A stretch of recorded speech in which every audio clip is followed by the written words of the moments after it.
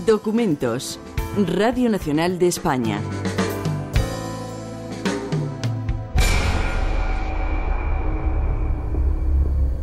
Mi hermana tenía 3 años, la que ha sobrevivido, y cayó, claro, con la gripe, pero después de ella había un niño de 2 y otro niño de 1. María Rosario Martín Sanz. Con los niños teníamos una niñera y todos cayeron y murieron los niños y la niñera.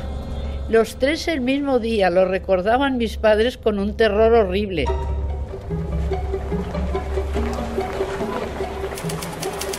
Diario La Acción, 25 de mayo de 1918.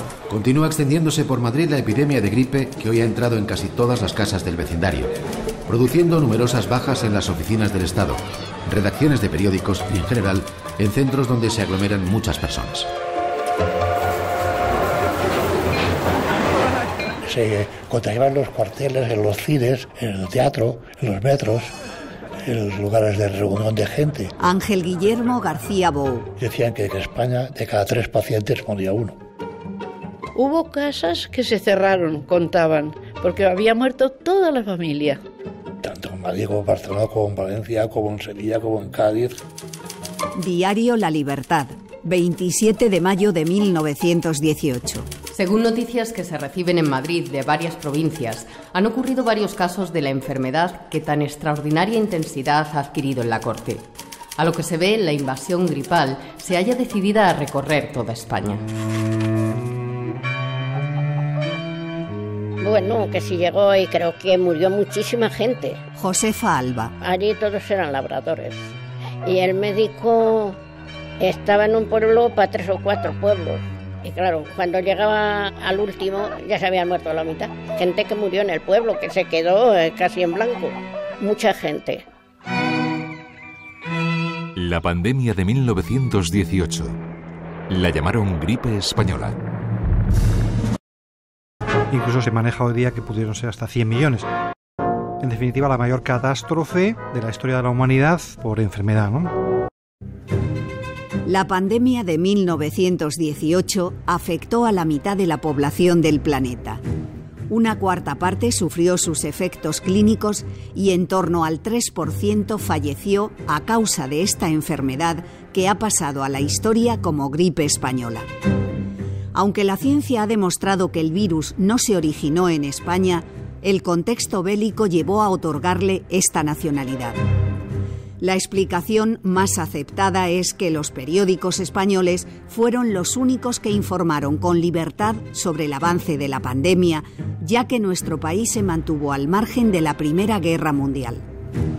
Por motivos estratégicos, el resto de la prensa europea y americana no fue transparente en el recuento de bajas producidas por esta gripe de la que solo hablaba España. El Cantábrico, 5 de noviembre de 1918. La epidemia gripal es general en los países americanos. En algunas provincias de Cuba alcanza grandes proporciones, causando bastantes víctimas.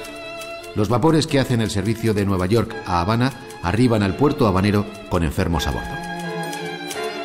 Las autoridades sanitarias españolas tienen suficiente conocimiento como para decir esta gripe viene de Nueva York. Santiago Mata, autor del libro Cómo el ejército americano contagió al mundo la gripe española. O sea que ya en España se dijo la verdad, desde el principio se dijo la gripe viene de Nueva York. No obstante, cuajó la expresión gripe española por eso, porque enfermó el rey y se hizo muy famoso, ¿no?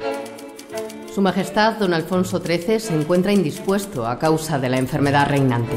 Diario La Nación, 28 de mayo de 1918. El presidente del Consejo y el ministro de turno no fueron ayer por tal causa a despachar con el soberano, que guarda cama. En 1918, los ejércitos contendientes en la Primera Guerra Mundial afrontan su 4º año de combates. Los aliados esperan la llegada de las tropas de Estados Unidos, que ha declarado la guerra a las potencias centrales en abril de 1917. El año 17 había terminado con un gran desastre porque los alemanes habían derrotado a los rusos en Estonia con nuevas tácticas artilleras y habían obligado a retirarse a Rusia de la guerra. Santiago Mata, doctor en Historia. Después habían atacado a Italia y habían contenido mal que bien el frente de Isonzo, ¿no?, de Caporetto. Se había evitado por los pelos que Italia también se derrumbara Y claro, ya decían, ahora ojo que en primavera se nos viene la ofensiva en el frente occidental, se viene en Francia. Entonces era el gran terror que tenían los franceses, a ver qué va a pasar con estas nuevas tácticas que los alemanes nos van a arrasar.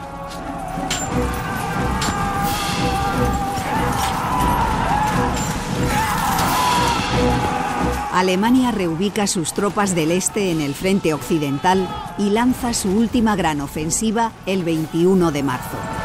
Los soldados de ambos bandos luchan desesperadamente en los campos y bosques de Francia y Bélgica. En el fragor de la batalla pasa casi inadvertido el nuevo actor que ha entrado sigilosamente en el teatro de operaciones y que ataca a los dos bandos por igual. La paradoja es que un Estado que se consideraba maduro, que decían que era la primera guerra en la que por primera vez iban a morir más gente en el campo de batalla que por enfermedades, pues sucedió todo lo contrario, que murió más gente por la enfermedad que en el campo de batalla, en el caso de Estados Unidos, claro. El condado de Haskell está en Kansas, en el sur oeste del estado, y tenía la triste, no sé si medalla o como se quiera llamar, de haber sido el punto de origen supuesto de la pandemia del 18, porque un médico allí en un pueblo, se llama Santa Fe, notificó los primeros casos de gripe del 18 y que de allí se trasladó a un campamento militar que se llama Camp Funston, donde sí se sabe que allí a partir del 4 de marzo del 18 hubo ya hasta 1000 y pico afectados en un plazo muy breve de tiempo. Estos hombres comienzan con lo que parece ser un ataque ordinario de gripe, y cuando llegan al hospital desarrollan rápidamente el tipo más vicioso de neumonía que se haya visto. Carta del médico militar Roy Grist. Pocas horas después del ingreso puede verse la cianosis extendiéndose desde las orejas a toda la cara, hasta que se hace difícil distinguir negros de blancos. En cosa de horas sobreviene la muerte. Ha habido un promedio de 100 muertes por día. Hemos perdido numerosos médicos y enfermeras. Hacen falta trenes especiales para trasladar los muertos. Varios días tuvimos que amontonar a los muertos por falta de féretros.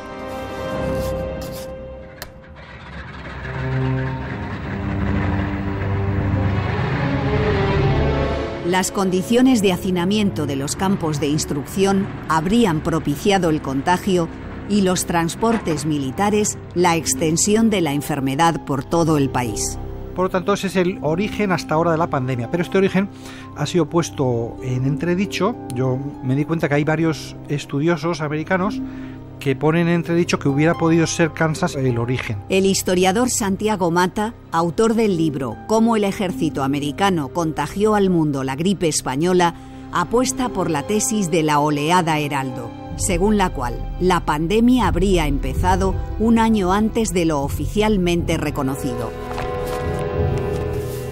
Resulta que si uno estudia el volumen 12 de la historia de la sanidad norteamericana en la Primera Guerra Mundial y va viendo los informes, resulta que hay a lo largo del otoño de 1917 informes que sistemáticamente hablan de que en todos los campamentos, bueno, en 14 de los 16, un número significativo de gente joven, o sea, de soldados, muere de gripe. Y el caso más llamativo para mí es el de Camp Pike, este campamento en Arkansas, porque es el primero donde se dice, en el propio año 17 se reconoce que hay 20 muertos por gripe en diciembre, lo que supone una mortalidad del 3,5% de los enfermos, porque son 560 casos de gripe. 560 casos de gripe y 20 muertos. O sea, es una salvajada. Esa gripe no es nada normal. En el otoño de 1917 se produjo un considerable número de diagnósticos de gripe en los campos. Patología de las enfermedades respiratorias agudas y gangrena gaseosa como consecuencia de heridas de guerra. El brusco aumento de las enfermedades respiratorias, con su máximo en marzo de 1918, se debió a una epidemia de gripe. Las muertes se asociaban en su mayor parte a neumonía primaria, pues la infección preliminar no se consideraba diagnóstico. Esto ocurrió en la mayoría de los campos. A veces la gente me dice, pero ¿y esto de la gripe del 18? ¿Qué más da? ¿Qué tontería? ¿Y qué más da si surgió en el 17 o en el 18? ¿Qué más dará? No da igual, porque no es lo mismo una gripe sobrevenida en el 18, que estás ya en plena guerra, estás en el teatro europeo y te viene una gripe de España, no es lo mismo que si tú sabías que eres tú quien tienes la gripe y la llevas. En Estados Unidos, la epidemia desatada en los campamentos alarma a los mandos médicos, pero el presidente Woodrow Wilson decide mantener el envío de tropas. De hecho, Wilson llamó a Peyton March y dijo, oye, esto es tan grave, ¿tenemos que suspender los envíos de soldados a Europa o no? Y Peyton March es el que dijo, el jefe de Estado Mayor del Ejército, dijo, no, esto no se puede parar, porque si lo paramos, los alemanes se van a dar cuenta de que estamos aflojando y se crecerán. Barcos de vapor que daban una velocidad lenta, que tardaban a lo mejor 2 semanas en llegar a Europa, según si iban a Liverpool o si iban a Brest, que desembarcaron, 600.000 soldados en Inglaterra, otros tantos en Francia, o sea, 1,5 millones de soldados en cosa de un año, ¿no? Para cuanto antes poder llevarlos al frente. Extraña epidemia en Madrid. Miles de atacados. El Correo Español, 22 de mayo de 1918. Desde hace días cunde en Madrid una epidemia que hasta ahora se presenta con caracteres de benigna, pero tiene justamente alarmados a todos los vecinos de la corte.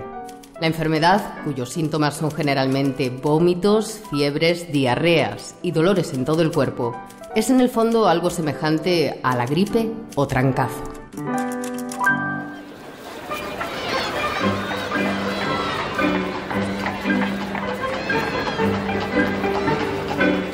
Las primeras noticias se dan a finales de mayo del 18 en torno a la fiesta de San Isidro. Parece ser que la gente da por seguro que se ha contagiado a la gente en la fiesta de San Isidro en Madrid. Yo comenzaría esta información de hoy con un estornudo. Pero están ustedes tan lejos de mí que antes de que me hagan el santo exorcismo del Jesús, María y José, habría perecido seguramente. El adelanto, 28 de mayo de 1918. Y digo esto porque vamos a contarles cómo es la enfermedad de moda que en forma de brutal epidemia se ha metido en las casas de Madrid. Y que por haber entrado en todas, absolutamente en todas, hemos dado en llamarle el soldado de Nápoles. Cancioncita que también está, a estas horas, ya en forma de rollos de pianola, ya en la de discos de gramófono, ya en la de cocineras cantatrices, en todos los pisos de todas las casas de la villa y corte. Soldado de Nápoles, que vas a la guerra, mi voz recordándote, cantándote espera, cariño del alma, ven, que vas a probar la dicha de amar, oyendo los sones de mi canción. Si muero queriéndote, qué muerte tan buena. El soldado de Nápoles, la epidemia reinante, la enfermedad de moda. Los rotativos españoles no escatiman en creatividad, publican sin parar. Unas veces dan pábulo a teorías rocambolescas como la que vincula el mal con las obras del metro. Otras recogen la sensata opinión de autoridades como el doctor Gregorio Marañón. Desde luego puede asegurarse que para nada influye en la remoción de tierras por los trabajos del Metropolitano. Es un lugar común del que se echa mano en ocasiones semejantes, casi siempre sin la menor razón. Tampoco tiene nada que ver la enfermedad ni el modo de adquirirla con los alimentos. Es inútil, por lo tanto, privarse de frutas y verduras crudas y de otros alimentos que he visto indicados como peligrosos. Los primeros que se pusieron enfermos, y eso sí que está claro en la prensa de la época, hospital militar de no sé dónde, Cádiz, 200 enfermos en el hospital. De un día para otro, ¡pum!, los hospitales militares todos enfermos. ¿Por qué? Porque viven hacinados. En la India se habla de una cifra de muertos que oscila entre 13 y 20 millones de muertos. En la India, Sudáfrica, hablamos de un 5% de la población de Sudáfrica muerta. Kenia, hablamos también más del 5%. La paradoja es que la gripe destruyó los planes tanto de unos como de otros. De los planes de los alemanes, la ofensiva de primavera del 18 se tuvo que detener en mayo por la gripe. Santiago Mata, historiador. Se les puso enfermo más de la mitad del ejército y al final Ludendorff dice, y es que no puedo hacer nada, los soldados están enfermos, con 1 millón de soldados enfermos no puedo hacer nada. Tengo que parar la ofensiva. Pero también, paradójicamente, los aliados, al ver la debilidad de los alemanes, pues dicen, pues vamos allá, ¿no? Y se lanzan a la ofensiva en otoño del 18 y se acaba la guerra rápidamente.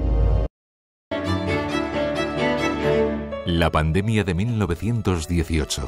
La llamaron gripe española. Un programa de Álvaro Soto. Realización Maica Aguilera. Narradora Modesta Cruz.